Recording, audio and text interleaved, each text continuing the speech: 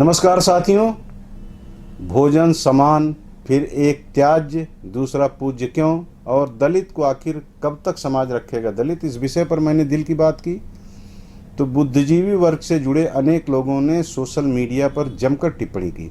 मेरे अत्यंत आदरणीय और पड़ोसी एक सज्जन ने मेरे कथन पर जाति व वर्ण आधारित व्यवस्था को किसी हद तक सही मानकर कटाक्ष किया। मैंने उन्हें संतुष्ट करने के लिए जो तर्क दिए उसे फिर उन्होंने स्वीकार भी कर लिया। अनेक लोगों ने अपनी टिप्पणी में संतोष जाहिर किया। उन्होंने खुशी व्यक्त किया कि ऐसा कहने की हिम्मत अभी भी लोगों में बाकी है।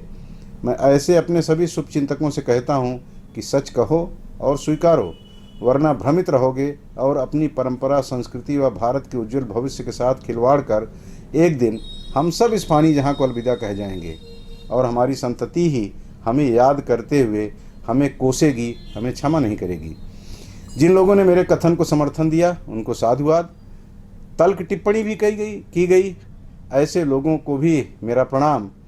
हम तो उस परंपरा के उपासक हैं ना, जहाँ कहा जाता है कि निंदक नियरे राखिए आंगन कुटी छवाए। निंदा करने वाले होंगे तभी गलतियाँ सुधरेंगी, कुछ अच्छा होगा, पूरे विश्व को अपना परिवार कहने का भाव जगेगा।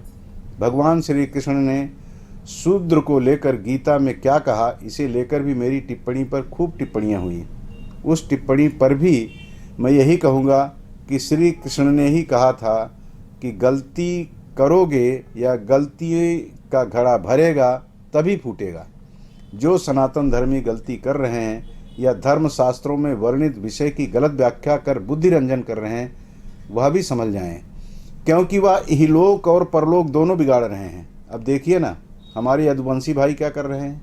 मैं जानता हूँ जो कहने जा रहा हूँ उसके परिणाम स्वरूप मुझे खूब गाली मिलेगी, लेकिन कहूँगा ज़रूर। जन्माष्टमी आ रही है। कृष्ण दादा, कृष्ण बाबा, कृष्ण भैया लिखकर सोशल मीडिया पर स्वयं को श्री कृष्ण का ही रक्त बताने वाले यदुवंशियों, आप भगवान श्री कृष्ण के साथ अन्याय कर रहे हैं। यादव भगवान श्री कृष्ण के वंशज हैं, यह तो धर्मशास्त्र भी कहता है और उसकी रोशनी में आमजन भी स्वीकारते हैं। लेकिन जिस श्री कृष्ण के मुख से प्रवाहित गीता को पूरा विश्व सबसे पवित्र और प्रामाणिक मार्गदर्शक ग्रंथ मानता है, जिसकी झूठी कसम खाने के नाम पर ही हमारा सर्वांग कांप जाया करता है, जिस श्रीमद् भागवत कथा को सुनकर हम सब अपने पूर्वजों को मोक्ष की प्राप्ति का विश्वास रखते हैं और फिर अपने लिए भी स्वर्ग का द्वार खुल जाने की कामना करते हैं, उन भगवान श्री कृष्ण को एक जाति के बंधन में बांधना कहाँ तक उचित है। यदुवंशी यदि बार बार यही कहेंगे कि भगवान कृष्ण मेरे हैं, सिर्फ मेरे हैं, तो दूसरे लोग कहेंगे कि तेरे हैं तो ले जा अपने घर। मत करिए ऐसा बिरादरानों। कण कण में जिनकी व्याप्ति हम महसूस करते हैं उन्हें एक जात के दायरे में मत बांधिए। भगवान श्री कृष्ण जी भी स्वयं ऐसा न करें, मतलब वो चाहेंगे तभी ऐसा हो सकता है, लेकिन मुझे भरोसा है कि वो ऐसा नहीं चाहेंगे कि वे खुद को एक जाति के बंधन में ही बंधा हुआ महसूस करें। जो लोग राजनीति के कारण कुछ यदुवंशियों को सनातन विरोधी कहकर उनका मजाक उड़ाते हैं, वह ऐसे यादवों से नफरत करते करते भगवान श्री कृष्ण से भी दूर न हो जाएं, यह भी शंका घर करने लगती है। इसलिए पूरे सनातन धर्मियों से आग्रह है कि वह भी श्री कृष्ण को राजनीति का मुद्दा बनाने की भूल कभी न करें। आज तो मैं क्षत्रियों और ब्राह्मणों से भी यही कहूँगा कि भगवान श्री राम और भगवान परशुराम को आप सब अपनी जाति के अंकपास में कसने का प्रयास न करें, नहीं तो जैसा यादव और भगवान कृष्ण का दायरा संकुचित होगा, उससे श्री राम और श्री परशुराम जी भी नहीं बच पाएंगे। इसलिए मेरी सबसे विनती है कि अपने आराध्य देव को या किसी संत को जाति के बंधन में न बांधें।